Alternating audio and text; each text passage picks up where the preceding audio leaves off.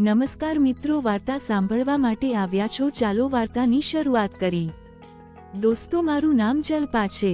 મારી ઉંમર 27 છે. હું ગરીબ પરિવારમાંથી છું. મારા લગ્ન મારા માતા પિતા દ્વારા ખૂબ જ આદર સાથે ગોઠવવામાં આવ્યા હતા.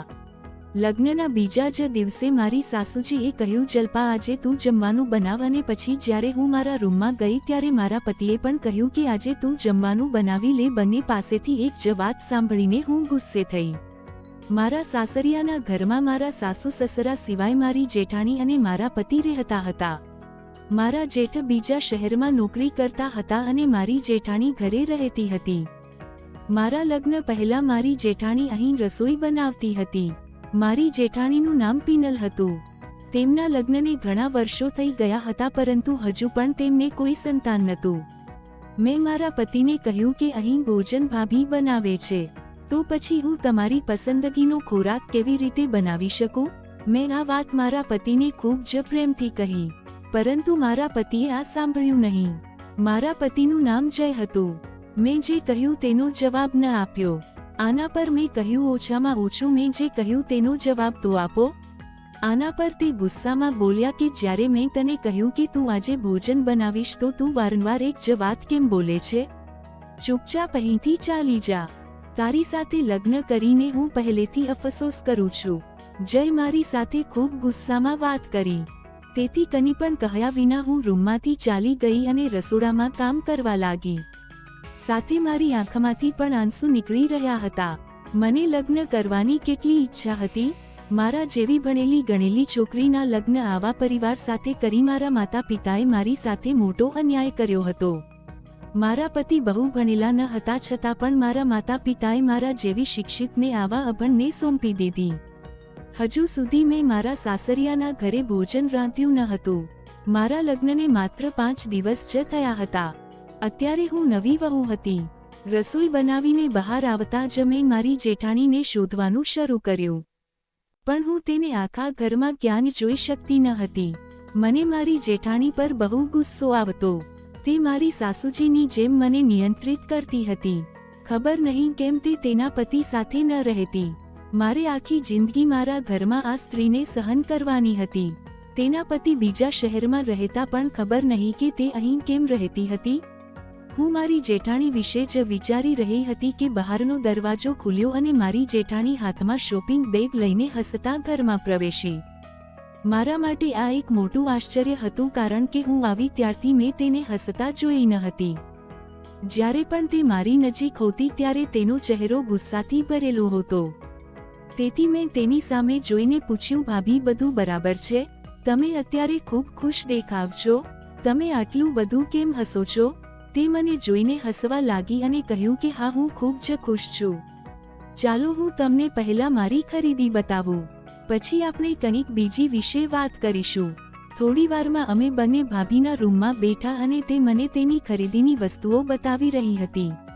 મેં મારી જેઠાણીને પૂછ્યું, સૌથી પહેલા મને તમારી ખુશીનું કારણ જણાવો, કારણ કે જે દિવસથી મારા લગ્ન થયા છે ત્યારથી મેં તમને આટલા ખુશ ક્યારેય જોયા નથી. આ બાબતે મારી જેઠાણી કહેવા લાગ્યા કે હા જલ્પા, જ્યારે દિલ મરી જાય તો આ બધું સારું નથી લાગતું. આ બધું મારા દેવરના મહેનતનું પરિણામ છે. 2-3 દિવસ પછી હું મારા પતિ પાસે જાઉં છું. મારા પતિએ મને એકલી છોડી દીધી હતી.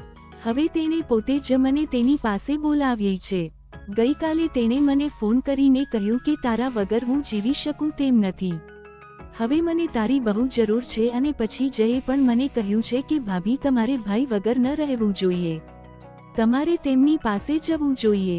પછી મેં મારી જેઠાણીને પૂછ્યું કે તમને હજુ સુધી બાળકો કેમ નથી થયા, કારણ કે તેના પતિ અને તેની વચ્ચે બાળકોને લઈને ઝઘડા થતા હતા. લગ્નના 9 વર્ષ પછી પણ તેને કોઈ સંતાન ન હતું. તેથી તેનો પતિ તેને અહીં એકલી મૂકીને નોકરી માટે બીજા શહેરમાં ગયો હતો. મને લાગતું હતું કે જેઠાણી પતિ વિના આખી જિંદગી અહીં વિતાવી દેશે. મારા સાસુએ મારા જેઠનો સંબંધ બાળપણમાં જ નક્કી કર્યો હતો. મારી જેઠાણી મારા સાસુજીના મિત્રની દીકરી હતી અને તે તેના માતા પિતાની એકમાત્ર દીકરી હતી. તેના માતા પિતા પણ ઘણા વર્ષો પહેલા ગુજરી ગયા હતા. તેથી જ આ દુનિયામાં તેમનું કોઈ ન હતું. મને ખબર નથી કે હું મારી જેઠાણી પર કેમ બહુ ચીડાઈ જતી હતી, પણ હવે તેમની આ વાત સાંભળીને મને રાહત થઈ, કારણ કે હવે તે તેના પતિ પાસે જવાની હતી. હવે માત્ર હું જ આ ઘર પર શાસન કરવા જઈ રહી હતી. હું ખુશ થઈ ગઈ. મારી જેઠાણીને અભિનંદન આપ્યા. હું તેના રૂમમાંથી બહાર જતી હતી કે તરત જ મારી જેઠાણીએ મને રોકી અને ખૂબ જ સુંદર પીળા રંગની સાડી ભેટમાં આપવા લાગી. મેં તેને ઘણી ના પાડી, પરંતુ તે જીદ કરી રહી હતી, તેથી મેં તે લઈ લીધી. પણ સાચું કહું તો મને એ સાડી ખૂબ જ ગમતી હતી, કારણ કે એ પીળા રંગની સાડી ખૂબ જ સુંદર હતી. 1-2 દિવસ પછી મારા પતિએ મારી જેઠાણીને રેલવે સ્ટેશન પર છોડી દીધી હતી, જે બાદ તે તેના પતિ પાસે ગઈ હતી. તેના ગયા પછી ઘરમાં માત્ર હું અને મારા પતિને મારા સાસુ સસરા રહી ગયા હતા. મેં રાતે મારી જેઠાણીએ આપેલી સાડી પહેરી હતી. આ જોઈ મારા પતિ હેરાન થઈ ગયા અને તેને મને પૂછ્યું કે તું આ સાડી ક્યાંથી લાવી? મેં હસતા કહ્યું કે આ સાડી મને ભાભીએ આપી હતી, પણ આનાથી ખુશ થવાને બદલે તે વિચિત્ર મૂડમાં આવી ગયા. તેણે કહ્યું, ભાભીએ આપેલા કપડાં પહેરવાની કે એમણે આપેલી વસ્તુ લેવાની જરૂર નથી. હું તને જે લાવી આપું તે જ પહેરો. તારો તમામ ખર્ચ ઉઠાવવાની જવાબદારી મારી છે, બીજા કોઈની નહીં. હવે જા, તારા કપડાં બદલ. મારા પતિના આ શબ્દો સાંભળીને મારું હૃદય તૂટી ગયું. મેં મારા પતિ જયને કહ્યું, પણ મને આ સાડી ખૂબ જ પસંદ છે. ભાભીએ મને આ સાડી ખૂબ જ પ્રેમથી ભેટમાં આપી હતી. મેં આવું કહ્યું ત્યારે તો જય ગુસ્સે થઈ ગયા, પણ પોતાના ગુસ્સા પર કાબૂ રાખતા તેણે મને પ્રેમથી પોતાની પાસે બેસાડી અને કહ્યું કે હું જે પણ વાત કહું તે એક વખતમાં માની લે. મને ખરાબ પણ લાગે છે અને ગુસ્સો પણ આવે છે. ઠીક છે કહીને મેં માથું હલાવ્યું.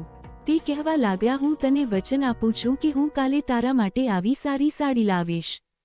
આ સાડી ઉતારીને મને આપી દે. જયે મારી સાથે પ્રેમથી વાત કરી ત્યારે હું પણ આરામથી ઊભી થઈ ગઈ અને કપડાં બદલી નાખ્યા. થોડા સમય પછી મેં તે સાડી જયને આપી તો જયે ચૂપચાપ તે પોતાની પાસે રાખી લીધી.